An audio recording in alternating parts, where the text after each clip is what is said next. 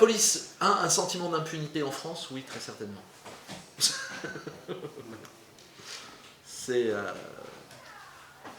Enfin, la discipline, l'appareil disciplinaire fonctionne très bien au sein du ministère de l'Intérieur. Et effectivement, les policiers qui sortent de ce qu'entend tolérer le ministère sont sanctionnés. Il y a beaucoup de sanctions.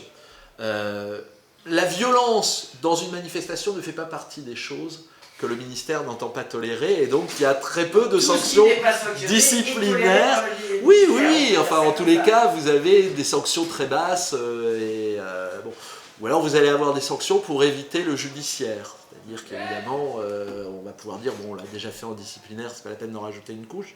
Ce qu'on constate, c'est que quand ces débordements sont des débordements d'usage illégitime de la force, alors il y a un problème.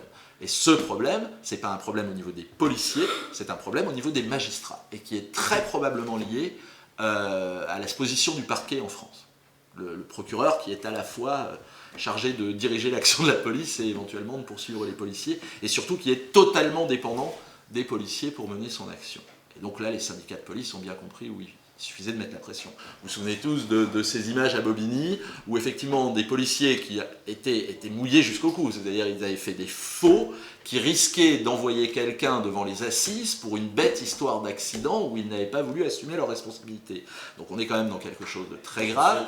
Vous ne vous souvenez pas de l'histoire? Alors en fait, c'est une bête histoire de contrôle routier au départ, 2 équipages de police, et au moment où les équipages de police s'en vont, un des équipages percute le genou d'un policier, bon, et ils vont monter un dossier disant que c'est l'automobiliste qu'ils avaient arrêté qui avait essayé de percuter le policier, ce qui, en droit, est une tentative de meurtre sur un fonctionnaire de police dans l'exercice de ses fonctions, au mieux des violences volontaires, enfin bref, il y a d'assez bonnes chances que ça se termine en correctionnel très grave, voire aux assises. Et puis, un certain nombre d'incohérences dans leur procédure vont conduire les services internes de la police à s'y intéresser, les bœufs carottes, et puis ils vont établir qu'effectivement tout ça était faux.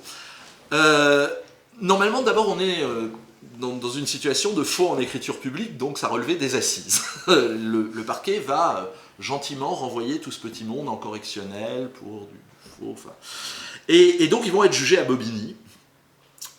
Et au moment de leur jugement, les policiers vont encercler le palais de justice de Bobigny, mais pas sans les attributs de leur fonction, c'est-à-dire qu'ils vont venir en voiture sérigraphiée, ils vont venir en uniforme, gyrophares, de thon et autres, et encercler le palais de justice pour faire pression sur les magistrats. Si je me souviens bien, c'était Brice Hortefeux qui était ministre de l'Intérieur à ce moment-là, qui va prendre leur parti, et il ne va y avoir aucune sanction. Voilà. Donc oui, là, il y a un problème, et effectivement des peines qui vont être très clémentes.